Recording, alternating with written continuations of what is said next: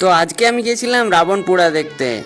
সেই রাবণ বিশালকায় 10 মাথার মানুষ, এই এত ভিড় এখানে, রাস্তার মধ্যে এত জাম আর লোকের সমাগম যেন লোকে লোকারণ্য। তাই আমিও যাচ্ছি সেই রাবণ পোড়ার মাঠে রাবণের বধ দেখতে। সত্যি কি রাবণের বধ হবে নাকি অন্য কিছু? এখানে তো জ্যান্ত রাবণকে, এই মাঠের মধ্যে জ্যান্ত রাবণ সেই 10 মাথায় ফুসকি বম দিয়ে মারা হচ্ছে। যতক্ষণে এই রাবণের বধ হচ্ছে ততক্ষণ তোমরা লাইক অ্যান্ড সাবস্ক্রাইব করে দাও, আর ভিডিওটি ভালো লাগলে অবশ্যই শেয়ার করে দাও।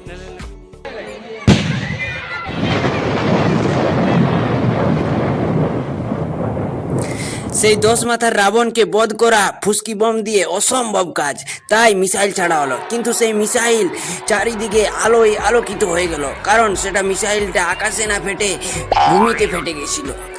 রাবণ তো বলছে আমি 10 মাথার মানুষ, আমার এক মাথায় আঘাত করলে আমার কিচ্ছু হবে না, মুঝে মারনা অসম্ভব নেই, অসম্ভব আমাকে হেডশট মারলে হবে, আমাকে বেলি শট মারতে হবে, তোমাদের দ্বারা বেলি শট মারা অসম্ভব কাজ।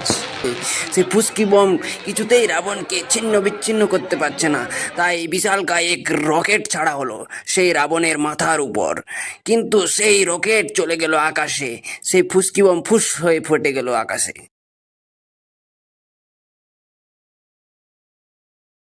यार फिर यार फिजिकल साइंस से पढ़ता है।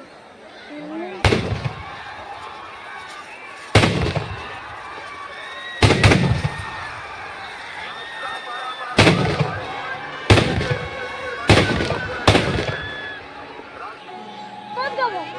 हाँ,